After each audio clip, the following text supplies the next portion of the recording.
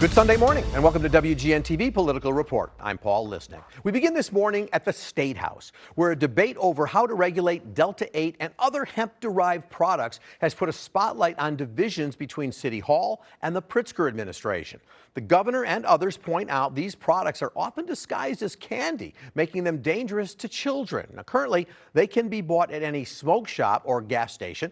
Last Monday, a Pritzker-backed plan to restrict sales to licensed cannabis shops, it failed to get a vote during the final hours of the lame duck session. Mayor Brandon Johnson's allies argued the city wants to get more tax revenue from the sale of those products. The disagreement behind closed doors prompted this back and forth in front of reporters.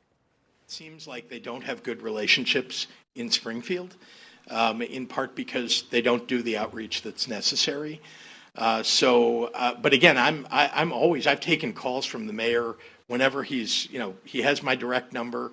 He calls me whenever he needs to. He doesn't call very often. Maybe in the time that he's been mayor, he's called me perhaps 5 times. Par for the course throughout relationships. Of course, there'll be ebbs and flows to that, but I have personal relationships with individuals who are friends of mine, which quite frankly go far deeper than a political office. The governor later insisted it wasn't Mayor Johnson who killed the bill, instead blaming lobbyists who were working against it. But the debate over how to regulate hemp-derived products, well, it's far from over. State Representative LaShawn Ford, a Democrat from Chicago, has been working on this issue. He joins me this morning to talk more about what's next. Representative, it's good to see you again. Happy New Year to you. Same to you, Paul. So look, you've been involved in this issue and these discussions for a very long time. We've seen these kinds of bills before on hemp-derived products. What's the latest plan? What's different about what you're trying to do now? You know, we're trying to bring this product under regulations. I think the governor and the mayor, they both want to make sure that hemp-derived products are safe. We need to ban anything that looks like candy, anything that looks like cookies or potato chips or whatever. The mayor is right, and so is the governor. And we all want to get to the same place and ban those type of items. It's interesting to see the players who want to be part of this. The plan backed by the governor and others would have limited sales of hemp-derived products to licensed cannabis dispensaries, as I was saying, and there'd be other restrictions on it. But why does the cannabis industry, why do they want to be involved? And from your point of view, should they be involved? You know, when we regulated cannabis, Delta-9, we did it with an intent to end the war on drugs. We know that people were buying cannabis underground, the traditional market, so we said we need to regulate it. We knew that it was causing people to get criminal records, so we needed to regulate it and decriminalize it. We did that. Democrats say all the time, we're not going back.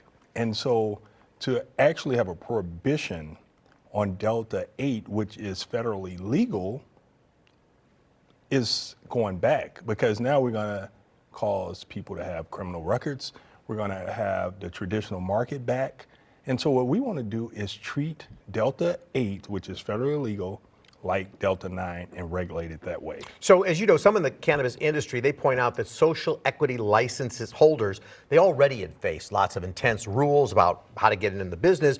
Retailers selling hemp products, they don't face those rules. And there's already been a lot of issues about getting these social equity licenses up and running. So how do you as a legislator, how do you make this fair for everybody? Well, there's a bill that I've been trying to pass to provide an opportunity for social equity license holders and conditional license holders to bring in investors so that they could build out their business and stand up their business. But that's been stalled. And so we're trying to make sure that they're able to bring in investors to build out their business. We're working with DCEO in Illinois, the Department of Economic Opportunities, to provide grants to social equity individuals, but to regulate Delta products from hemp is not going to hurt social equity applicants or licensees. What it will do is allow them to be engaged in that business.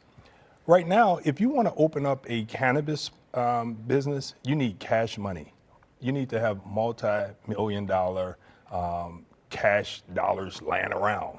But if you want to open up a Delta shop, everyday people could actually go borrow money on their house, borrow money from a bank, and open up a Delta shop. We need to ban any shop that's not willing to work under regulations. And so just like we regulate cannabis, we could do the same thing with Delta and limit how many shops are available. And most importantly, we have to restrict the age.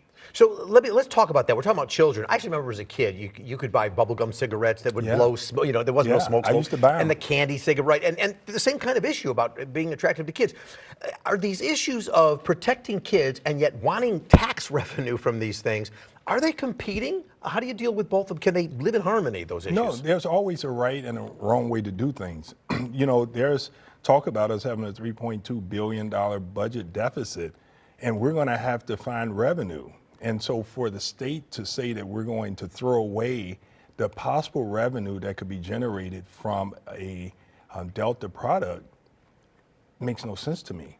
I mean, we can end the war on drugs as it relates to these Delta products, and we can tax it, we can regulate it, test it, and label it, control the potency level so that these shops that's out here selling 1,000 milligrams of Delta products, we could eliminate that by simply regulating and testing and requiring certain levels of potency. Now, you started leading in here. You heard Governor Pritzker saying that Mayor Johnson just isn't reaching out to Springfield. Mayor Johnson said that's just not true. And he called you out by name, and you're here. So let's clarify that. You've been talking to Mayor Johnson. Do you agree with Pritzker that he doesn't do much reach out? Are you an exception, or he's not really talking to you? What's going on? Well, as the mayor said, he's got friends that's long before he was mayor, and I'm one of them.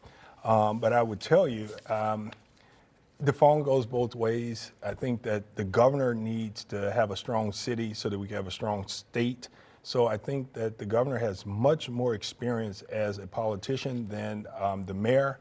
And I think it's going to be very helpful if both of them figure out how to do what's best for the voters. With a couple of minutes, I want to have a little lightning round with you. We're starting to hear of a $3.2 billion shortfall coming in the next fiscal year. Should people get ready for an increase in property taxes? What's Springfield going to do? We saw the response in the city, which is people didn't want it. Well, I would tell you, I don't believe that we will raise property taxes in Springfield. Service taxes? You know, that probably would be on the table, that there's probably going to be some taxes like that.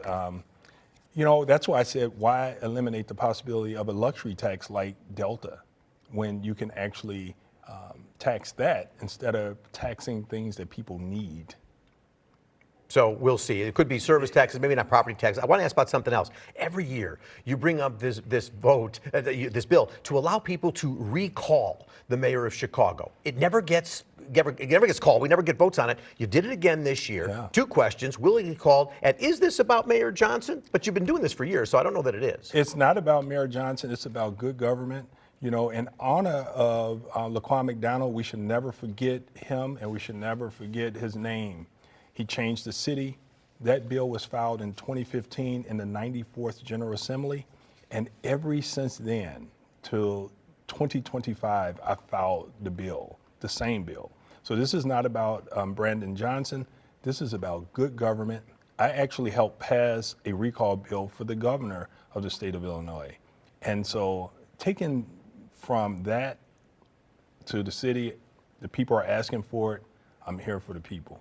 Just very quickly, are you getting a better buzz like maybe this time it gets called? Oh my goodness, this time is different than even when the late Laquan McDonald was assassinated by the police. This one, I think people are going to push, and there's going to be a lot of political will to pass this bill. All right, Representative LaShawn Ford, thank you for spending part of your Sunday with me. I appreciate you. Thank you. Have a good rest of your weekend. We're going to take our first break, and coming up next on WGN-TV Political Report.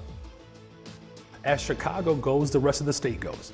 Right? As this state goes, this region goes. As this region goes, so goes our nation. Mayor Johnson's take on the city's agenda in Springfield and what's next as contract negotiations with the Chicago Teachers Union continue. Our Tamon Bradley goes one-on-one with the mayor when we come back.